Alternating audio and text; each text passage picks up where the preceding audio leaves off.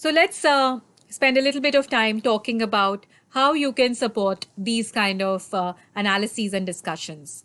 Um, I feel that attrition analytics is a fairly simple subject, so I will not spend too much time talking about it. I would say that perhaps the basis of your analytics will start with understanding how attrition is calculated. Um, and once you have that, then you can slowly start expanding your analysis and seeing whether you're able to identify any trends or any anomalies within the kind of attrition that you're observing within your organization. Once you are reasonably comfortable with doing these kind of calculations, I would strongly urge you to start pulling in additional data points. So there will be a lot of data which will be available to you from within your internal HR systems. So demographic data, for example, and you will be able to use this to further segregate your analysis and see whether there are any sections within your organization that have higher attrition versus sections that have low attrition.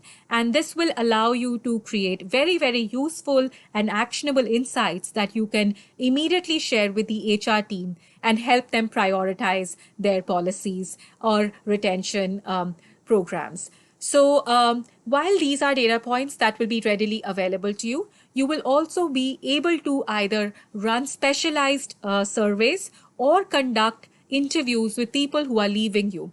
And putting this data together in a structured, usable format will allow you to also see whether there are any specific reasons which are causing your employees to be less satisfied than other employees. So it could be that when you start conducting these interviews, you realize that a lot of people are choosing to leave you for companies in a different location.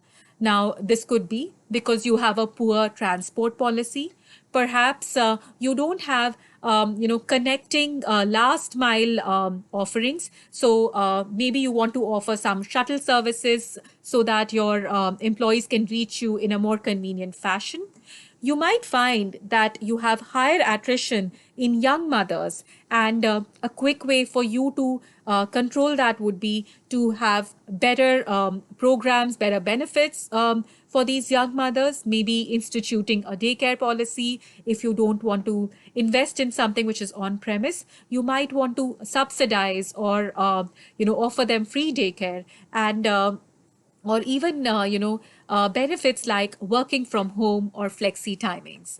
So attrition analytics can provide some very, very useful and actionable insights that can quickly be put into practice. And what you will find is that this is actually really satisfying to do, because you should hopefully be able to see the results of your decisions in the months to come.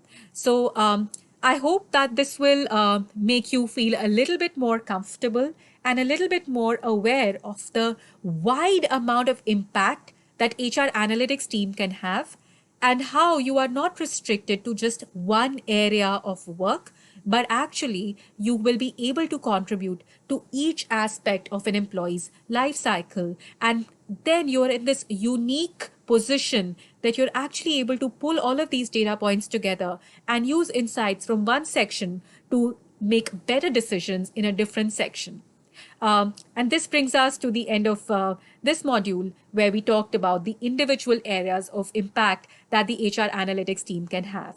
I would say at this stage that these are not the only areas that you can impact. It's actually a wide, wide world out there. And the more data that you have access to, the more understanding you have of the domain and the business that you are working in, you will realize that you're actually able to contribute and add value to a wide range of discussions. Really, there is no limit to the kind of analytics you can create. And with data being so easily available now, there is a lot that you can do with it. So it's a wide, wide world. And I request you to go out and explore and see what all you can do, even with the small amounts of data that you may have access to right now.